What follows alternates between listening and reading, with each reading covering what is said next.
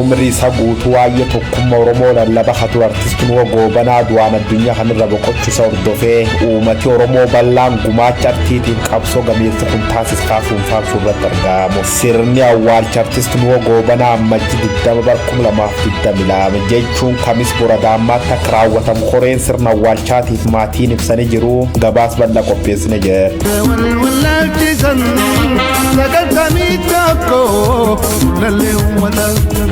Oromiyaa barbadeessuun kan dhaabbatuuti jechuun duulli tiwutara haleella dirooniif xiyyaara Oromiyaa keessa raawwatama jiru balaaleffatu qophaa'ee jedhan. Federeeshinii waldaa hawaasa Oromoo biyya Awustiraaliyaa immoo hooggantoota bilisummaa Oromoo dabalatee hidhamtooti siyaasa Oromoo manneen hidha Itoophiyaa keessatti argaman cufaa tattamaan akka hiikaman gaafachuu jiru. Ye'uun ingidaa dabalaqaab. Ergamaan adda Yuunaayitid Isteet hagaaf Afrikaa Deevid Satarfiildiif gargaartuun sekireetarii Moolipii yeroo jalqabaatiif gara Itoophiyaa deemuu jiru jedhan. Karoorri Oromiyaa diiguuf godhamuu jiru sadarkaa amara ga'ee jira jedha qondaalli ODP duraanii Dr. Milkeessaa Midhagaa. Lammaa Magarsaa aangooti isa fideemoo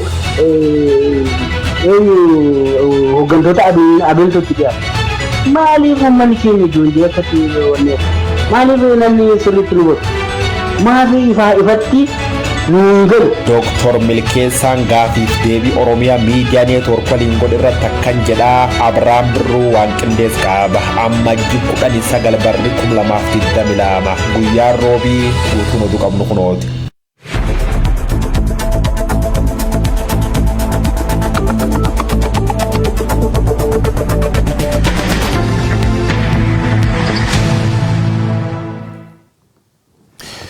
Fiteewwan addunyaarraa nu hordoftan marattuu nageenya keenya isinaa dhaqqabu ashama akkam jirtu daawwattoota Oromiyaa miidiyaa neetwoork oduuwwan sa'aatii kana qabannee dhiyaannee jirra. Abiraam Birruutu oduu isinitti himaa. Jalqaba irratti kiristaanonni biyya keenya ayyaana cuuphaa kabajan marti baga waliin isin ga'e jechuun hawwii qabnu ibsuu barbaanna.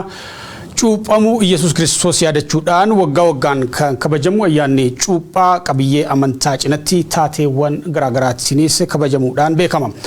Ayyaanichi abbootiin amantaa maanguddooti hawwanii fi ijoolleen akkasumas dargaggoonni qooda irraa fudhatan yoo ta'u kutaalee Oromiyaa hedduutti gombisi fardaa ragadi dhiichisii fi qabiyyeewwan amantaa ayyaana kanaa kan ittiin beekaman keessaa kataraa kaasee aga taabotii galutti qabiyyeewwan aadaa fi amantaatiin ayyaana kabajamu. Ayyaanni cuuphaa irra deebi'uudhaan baga ayyaana cuuphaa ka bara 2022tiin isin ga'e jenna.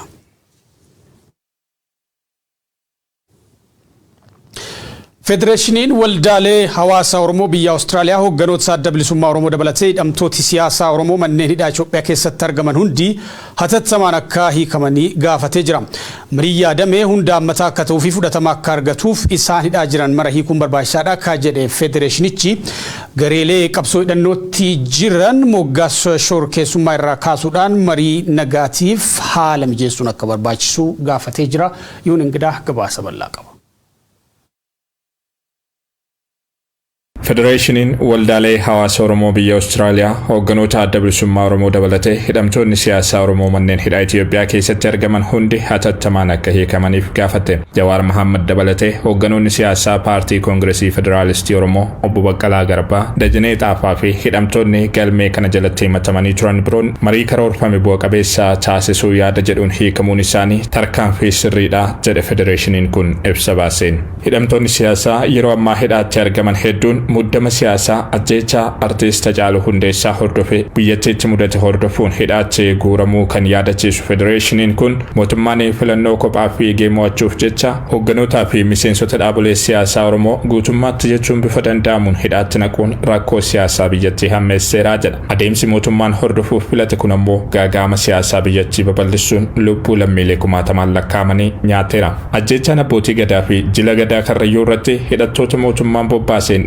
raawwatame. Gochoonni Oromiyaa keessatti raawwatamaa jiran gara darbuu isaaniif agarsiiftuu tokko kan jedhu ibsichi gochi hidhattoota mootummaatiin uummata irratti raawwatamaa jiru kun yaaddessaa ta'uu ibseera. Kana malees yeroo ammaa qaamni aangoo irra jiru diroonii fi teknooloojiiwwan waraanaa ammayyaa'oo fayyadamuun baadiyyaalee Oromiyaa, Walloo, Wallagga, Gujii fi kutaalee Oromiyaa biroo haleelaa jiraachuu kan eeru ibsichi gochi raawwatamaa jiru lubbuu lammiilee nagaa hedduu gaagaa jiraachuu fi jireenya uummataa unkuraa jiraachuun dhimma akka rifaasisaa fi yaaddessaa ulfaataadha jedhe. Hidhamtoota siyaasaa gadi lakkisuu eegaluun tarkaanfii sirriidha. Tarkaanfiin eegalame kun itti fufiinsa akka qabaatu gaafannaa jedhe Federeeshiniin Waldaalee Hawaasa Oromoo biyya Awustiraaliyaa. Mariin biyyoolessaa karoorfame hunda kan hammate akka ta'uu fi fudhatama akka qabaatuuf hogganootaa fi qondaalota siyaasaa adda bilisummaa Oromoo dabalatee hidhamtoonni siyaasaa marti haal duree tokko malee hatattamaan akka hiikaman, ajjeechaan artistii qaalii sagalee Oromoo ta'e Hacaaluu Hundeessaa irratti raawwatame akkasumas gochi suukanneessaan dhiheenya abbootii gadaa fi jila gadaa Karrayyuu irratti raawwatame qaama walabaan qoratamee yakkamtoonni seeratti akka dhihaataniif gaafateera. Haleellaan diroonii fi waraana lafoon kutaalee Oromiyaa garaagaraatti raawwatamaa jiru akkasumas gochi gareelee hidhatanii naannolee garaagaraatti bobbaafamaniin Oromiyaa keessatti uummata nagaa mudataa jiru hatattamaan akka dhaabbatuufis gaafateera. Federeeshiniin kun Itoophiyaatti dhukaasni dhaabbatee wal waraansi biyyattii mariin xumura akka argatuuf waamichi hawaasni addunyaa irra deddeebiin taasisaa jiru fudhatamee gara furmaataatti akka cehamu moggaasni shororkeessummaa gareelee qabsoo hidhannoo keessa jiran irra kaa'amee fi labsiin yeroo muddamaa ka'ee marii nagaaf haalli mijataan akka uumamu gaafatee jira. Federeeshiniin Waldaalee Hawaasa Oromoo biyya Awustiraaliyaa ibsa baase kanaan. Oromiyaa barbadeessuun haa dhaabbatu jechuun duulli Tiwiitaraa haleellaa diroonii fi xiyyaaraa Oromiyaa keessatti raawwatamaa jiru balaaleffatuu fi uummata haleellaa jala jiruuf sagalee ta'uu kaayeffatee raawwatamaa jira. Yeroo ammaa kutaalee Oromiyaa garaagaraatti haleellaan diroonii fi xiyyaaraa raawwatamaa jiru nu yaaddeessee jira ka jedhan qindeessitooti duula kana gochoota Oromiyaa keessatti raawwatamaa jiran addunyaa beeksisuuf duulli kun akka qophaa'e ibsuun akka Oromiyaatti galgala sa'aatii 11 irraa eegalee duulli Tiwiitaraa kun duulamaa jiraachuu himan. Duulli Tiwiitaraa yakkoota Oromiyaa keessatti ta'e akka waliigalaatti raawwatamaa jiran saaxiluun hawaasi addunyaa gochoota kanneen akka dhaabsisu gochuuf ga'een qabu olaanaa ta'uu ka ibsan qindeessitooti duula kana namoonni carraa Tiwiitaraa fayyadamuu qaban bal'inaan irratti hirmaachuun uummata isaaniif sagalee ta'uu akka qaban waamicha dhiyeessanii jiru. Bulchiinsa Abiy Ahmed haleellaa diroonii fi xiyyaaraa kan dura Walloo fi Tigraayitti raawwataa ture yeroo ammaa gara Oromiyaatti naannessuun keessumaa iddoowwan sochiin waraana bilisummaa Oromoo bal'inaan itti mul'atutti haleellaa diroonii raawwataa jiraachuu marsariitiin Oryx ragaalee saatalaayitiin deeggaree mirkaneessee jira. Haleellaa diroonii Iraan Muhajir 6 jedhamu fayyadamuun godina Qeellam Wallaggaa naannoo magaalaa Gidaamitti raawwateenis lammiileen nagaa miidhamuu ibsee jira marsariitiin kun. Bulchiinsa Abiy Ahmed haleellaa diroonii godinaalee lixa Oromiyaatti raawwataa jiruuf buufata xiyyaara Asoosaa akka ka'umsaatti fayyadamaa jiraachuu ragaa saatalaayitiin deeggaree ka mirkaneesse dhaabbatichi haleellaan diroonii hubaatiin lammiilee nagaa irratti hordofsiisuu olaanaa ta'uu himeeti jira.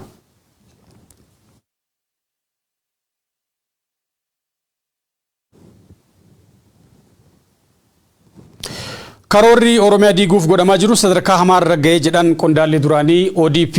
Qondaalli duraanii ODP Dr. Milkeessaa Miidhagaa turtii Oromiyaa Miidiyaa Neetwork waliin godhaniin karoorri kun hundeeffama paartii Biltsiginnaa irraa eegalee sanadaan deeggaramee ka hojiirra oolaa jirudha jedhan. Karoora eenyummaa sabootaa balleessuun eenyummaa tokkicha ijaaruu irratti fuulleeffate kanatu sirna barnootaa keessa dhufaa jira jedhan waa'ee Atakaaroo Asxaa biiroo barnootaa Oromiyaa irratti yaada kennaniin gabaasi bal'aan itti dhiyaata. Eenyummaa sabaa akka malee kan finxaalesse paartiilee saba irratti hundaa'e kanadha. So paartiilee saba irratti hundaa'e kan diignoo fi eenyummaa Itoophiyaa deebisuudhaaf jedhanii qoran. Akka waan paartiin OPDO yookaan ODP'n Oromummaa dhale, Oromummaa fide, Oromummaa ijaareetti paartiilee sabaaf sablammii biyyattii sana keessatti akka waan sabaaf sablammii uumanitti fudhatu. Karoorri naannolee diiguun eenyummaa qeenxee Itoophiyaa ijaaruu kan eegalee hundeeffama paartii Biltsiginnaa irraa jedhu qondaalli duraanii ODP Dr. Milkeessaa Miidhagaa gaafiif deebii addattii OMN waliin tolchaniin. Yaaliin kun osoo lafarra hin bu'in garuu mormaa akka turan dubbatu. Adeemsi Oromiyaa fi naannolee diiguu kun sanada paartii Biltsiginnaa waan deeggaramee ka jedhan Dr. Milkeessaan sagantaan dhaabaa fi dambiin ittiin bulmaata paartichaa ragga'e ani quba qabu afaan Amaaraa, Fidalii fi lakkoofsi Giizii akkanumallee kaalandariin Giizii eenyummaa lammiilee Itoophiyaa hundaati waan ta'eef bakka hundatti lafa qabachuu qaba jedhamee tumamee jira jedhan. Sagantaa dhaaba sanaa fi dambii ittiin bulmaataa raggaasisanii uummataaf hin ibsine dhoksanii kaa'aa jiru amma yoona. Maaliif gaafa raggee sana nan beekan as keessatti wannaa jiru tokko waan si ajaa'ibu. Afaan Amaariffaa tokko qubee Gi'izii lama jedhe lakkoofsa Gi'izii kalandarii Gi'izii kaalandeerii Itoophiyaa jedhamu kanas kan bataskaanni itti fayyadamu saamaan Itoophiyaan itti fayyadamu. Kuni arfan eenyummaa lammiilee dhaloota haaraa ta'ee akka uumamu Itoophiyummaan kan itti dhagamu sablammiin kun eenyummaa isaa amma baay'ee finxaalee jedhan yeroo sana. Dhiiga xiqqoo qabbaneessee waan Itoophiyummaa kana sirriitti akka fudhatuu fi waan kana arfan gadi qabnee lafa qabsiisnee Itoophiyummaa jabeessinaa jedha sagantaa dhaabaa sanarra. Kanaan Itoophiyaan ni cimti jedhamee hubatamaa jiran akka dhaaba bilchiginnaatti. Akka sagantaa kanaatti qubee afaan Oromoo fi eenyummaan Oromoo tokkummaa biyyaaf balaadha. Kanaaf immoo taatee waltajjii koree giddugaleessaa dhaaba duraan keessa turanii irratti mormii hooggana bilchiginnaatiin isaan mudate kaasanii jiru. Sabaaf sablammiin biyyattii hunduu gootota isaanii magaala guddoo ofirratti siidaa ijaaruuf bakkuma tokkotti. Keenya maaliif bakka adda addaatti goona kun adeemsa keessa nu miidhuu jennaani muummicha ministeeraa waan sobanaa ta'u waan isaan jedhanitti. Oromoon akka godinaattis akka amantiittis diigamuun isaa hin oolu. Falli jiru isaati jettu tun ta'in kaffa jettee Itoophiyummaa irratti taphachuu danda'uudha nan jedha. Paartiin bilchiginnaa Itoophiyaa lummuxxii jechuunis Itoophiyaa eenyummaa tokkee ijaaruuf hundaa'ee kan jedhan namni kun adeemsi kun karaa sirna barnootaa itti deemamaa jiraas jedhan. Kanaaf jijjiirama asxaa biiroo barnootaa Oromiyaa irratti atakaaroo jiru fakkeenya fudhatanii jiru. Akka karoorri paartii bilchiginnaa akeekutti barnoonni Itoophiyaa aadaa fi eenyummaarraa bilisa ta'uu qaba. Haa ta'u malee toorri kun dhugaa fi saayinsii barnootaan waan wal loludha jedhan. Barnoonni aadaa fi eenyummaarraa bilisa ta'ee hin jiru.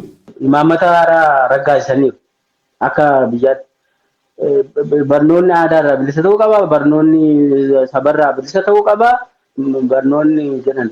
Barnoonni mataan isaa aadaadha. Barnoota jechuun aadaa kee baratta. Barnootuma hiika barnootaatudha aadaadha. Hiika barnootaatu afaan, hiika barnootaatu eenyummaa keeti. Sagantaan paartii bilchiginnaa eenyummaan sabootaa biyya diigaa kan jedhu yaadama dogoggoraa fi balaafamaarraa ka'aa ka jedhan qondaalli duraanii ODP kun eenyummaa garaagaraa osoo hin taane ka Itoophiyaa unkuru eenyummaa qeenxee leellifamaa jirudha jedhan. Ergamaan addaa haaraan ka United States gaanfa Afrikaatti ramade David Satterfield fi Assistant Secretary ka Ministirii Dantaalaa United States Moolipi yeroo jalqabaatiif gara Itoophiyaa deemuuf jiru. Daawwannaan isaanii marii Pireezidantiin United States Joe Biden bilbilaan Ministeera Muummee Abiy Ahmed waliin godhan booda fooyya'insa siyaasaa Itoophiyaa keessa jiran hordofuu bu'uura kan godhate ta'uu himameeti jira. Jilli qondaalota United States kun nagaan akka bu'u haleellaan xiyyaaraa akka dhaabbatu adeemsi dhukaasa dhaabuu waliigaltee bu'uura godhatee akka jiraatu hidhamtoota siyaasaa hiikuu fi marii biyyaalessaa hundi keessatti hirmaatuuf bu'uurri akka tolfamu qondaalota Itoophiyaa waliin mari'achuu fi jedha maddeen oduu. Dippiloomaatonni United States kunneen jalqaba gara Saudi Arabiyaa achiinis Sudaan dhumarratti immoo gara Itoophiyaa akka deeman maddeen Ministirii Dantaalaa United States ibsanii jiru. Sudaanitti jilli kun qabsaa'ota diimokiraasii, aktivistoota, dubartoota, dargaggoota, qondaalota waraanaa, hawaasa siivilii akkanumallee hoogganoota siyaasaa waliin ni mari'ata. Ergaan jila keenyaa jedhan gareen kun United States bilisummaa nagaa fi haqa uummata Sudaaniif kutannoo qabaachuu mul'isuudha. Imala isaa Itoophiyaatti kan goolabu jilli ergama addaa Satterfieldiin hoogganamu kun dhimmoota akka haleellaa qilleensaa dhaabuu, hidhamtoota siyaasaa hafan hiiksisuu, deeggarsa namoomaa Tigraayitti dhaabbatee jiru dhaqqabsiisuu fi marii biyyaalessaaf wantoota bu'uuraa mijeessuu ilaalchisee qondaalota Itoophiyaa waliin ni mari'atu jedhamee jira.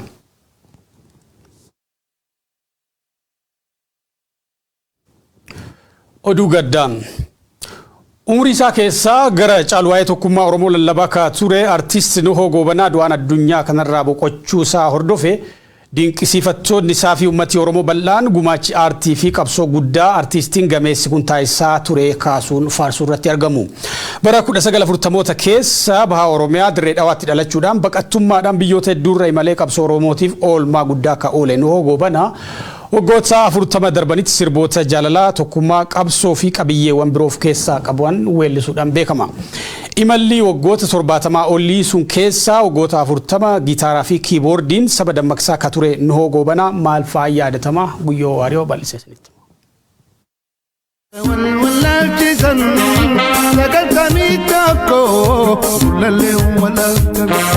artistiin Oromoo Khawmri Saguutu sabaaf qabsaa'e Abnuo Gobanaa laf dhugaa godaane Ali Birraa Abbitoo Kabbade Umar Suleyman Eebbisa Addunyaa Khadiir Sa'idiif Elemo Alifa waliin ta'u war bilisummaaf dhuga Oromootiif hojjechaa turu keessa mataqaraat magaal dirree dhawaaqaaf fiira ganda gaaraa tabbasa obbo Muhammad Gobanaatiif haadhisa Faaxummaa Addaamirra dhume bar 1940 dhalaat obbolees dhiira tokkoof obboleeyyan dubraa sadii qabtur sirbooti sarki caalqabsoo bilisummaa Oromoo irra waan xiyyeeffatuuf mootummaa dargiitiin hidhame biyya baqachuun biyyoottan akka Jibuutiif Yemen Saudi Arabiyaa fi Itaalii Egyptiif Kanaada qofa son taane Keeniyaaf biyyoota dhibiillee marmaaruusaa seenaan agarsiisa tokkummaa isa yaamte armeen markab tofaan sirbooti isaa keessaa baay'ee jaalatamu baqattummaarra dojiru duub sirbisa gitaaraaf kiboordiin hojjetamu gad lakkisee jedhu qeerroo mata tuutaa hin jarjartu suutaan dura sirbooti isa turan aduun takkaas dhiitee takkaas nu baariitee kakka keenyaan jiru barkaan gabrummaan mitee barkaan gabrummaan mitee yeroo mataa tuutaa bariin jarjartu suutaa bariin jarjartu suutaa albeem isa jalqaba kan gitaara fayyadamuun kophuun fi sirbiyoo taa'u eegi gar Saudi Arabiyaatti maleen duub albeem isa lammeessoo Elemo Ali waliin coqusaa gabaasi BBC afaan Oromoo barreessu tokko agarsiisa albeem isa lammeessoo kun harki 70 waayyoo qabsoo turan ka jedhan riyyootisaa sirboot jireenya dhuunfaa isa agarsiisan ka akka yaa galaan jiruu jedhafaas keessa dabaluusaa dubbata yeroo mootummaa ce'umsa jechuun bar 1990 kee yaamichayyuu duree adda bilisummaa Oromoo gaafasi galaasa dilbootiin gar biyyaa dhufe Khaturnuu Gobanaa sirbi waa'ee Finfinnee tokko gad lakkisuun haq Addis Ababaallee gaafachaa ture jedhu Finfinnee yaa handhuur biyyaa maqaan geeddarame taatuyyuu ababa jechuu weellis maqaan geeddarame taatuyyuu ababa maqaan geeddarame bara 1991 yeroo Finfinnee ture baandiiwwan gargara waliin sirboot qabsoo sirbatu jedha waayillan isaa eegi dubbiin badde laf wagga dheeraaf tur Kanaadaa deebi'een duuballee sirbi mata dureen isaa gullalle laf seenaa jedhu sirbe ture jedhu Kanaadaa gad lakkisuu waggoottan 3 Naayiroobii Keeniyaatti eegi dabarseen duub waggoottan 13 dur guutuma guutuu biyya basa Oromiyaa deebi'ee gitaaraaf qoonqoo midhaaddu suniin adu tajaajiluun naaf dhukkubii walirbuun qabanii jilbiiffachiisan waan harmee yaa ilmaan koodha dhaqqabaa isiin jetti harmee weellisa tokkummaa nam qabsoo Oromootiif umri isa kennee jiraata ture jedhu warri itti dhiyeenaanis beeku haadha mana afurirra ijoollee jawrate jira Ameerikaa Jarmaan Kanaadaa fi Itoophiyaa kee jiraatu jedhaan afaan Amaaraa Ingiliif afaan Arabaa Soomaaliyaa Faransaay midhaase dubbata afaan Oromoo af Soomalee afaan Arabaatiif afaan Amaarifaatiif waggoottan 40 oliif sirbaa ture weellisaan angaftichi kun Abnuo Gobanaa tokkummaa Oromoo irratti ejjannoo raafamne qaba jedhu uummati Oromoo jiyootaan durallee qarshii walitti qabuun manguddaa magaala Daammaa keessa bitanii turan tokkummaa jaalala qabsoof barnoota irratti sirbuun Oromoo bira jabdu faarfama dhaamsi koo dabarsiif akkanaaf barataan diqqaaf guddaan kiyya artist Nuhoo Gobanaa gameessi Oromoo waggoottan 40 oliif muuziqaan tajaajile laf dhugaa godaanee jedhan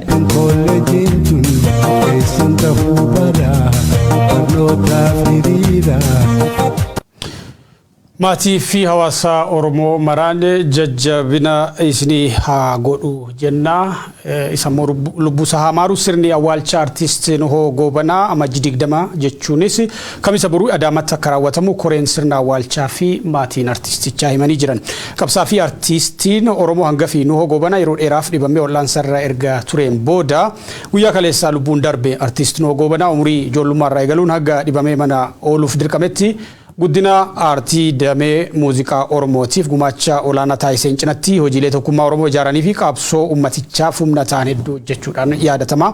Nuhoon kabaja isaaf maluun sirni gaggeessaa taasifamee fi kamisa boruu Adaamaa bakka ganda haaraa jedhamutti sirni awwaalcha isaatii karaawwatamu ta'uu miseensi koree qindeessituu sirna awwaalchaa Nuhoo Gobanaa gaazexeessituu Masarat Dhaabaa OMN fi ibsitee jirti. Sirni awwaalcha artiist jirtii fi qabsaanoo gobanaa guyyaa boruuti. Sababiin isaas silaa amantaatti irraa awwaalama. Inni hordofaa amantaa musliimaati. Ta'uutii garuu namni kun nama qabsaadha. Maatiin isaas iddoo garaagaraatti faca'ee jira. Dhaqqabuu hin dandeenye. Oromoonis immoo Oromoon hunduu awwaallachuu waan qabuufi immoo ayyaanadha. Ayyaana cuuphaati. Finfinnee keessa karaan cuccufameera. Karaan hundinuu Adaamaa keessas akkasuma. Kanaaf jedhamee maatiin bakka jirutti ilmi isaas obsaa nu gobanaa bakka jirutti haati waraas bakka jirutti guyyaa boruu akka ta'u warri koree hundaa'es kana murteessanii jiran jechaadha. Hundinuu akka irratti argamuuf. Sirna kanarratti awwaalcha isaa bareechinee gaggeessina jenneeti yaadaati jirra. Baandiinis irratti argamee sirna kabaja qabuun akka gaggeeffamuuf artiist Taaddalaa Gammachuunis wantoota yayyaalaa jirutu jira. Qamarfaanis hundinuu irratti hirmaachuuf fiigaati jira jechaadha. Jireenyi isaa ittiin tolle du'a isaa soo ta'e bareessinee gaggeessina jenneeti yaadaati jirra kanuma. Daawwattoota oduuwwan sa'aatii kanaaf qabannee goolabneeti jirra. Waan hojjetan turtaniif ulfaadhaa isiniin jenna.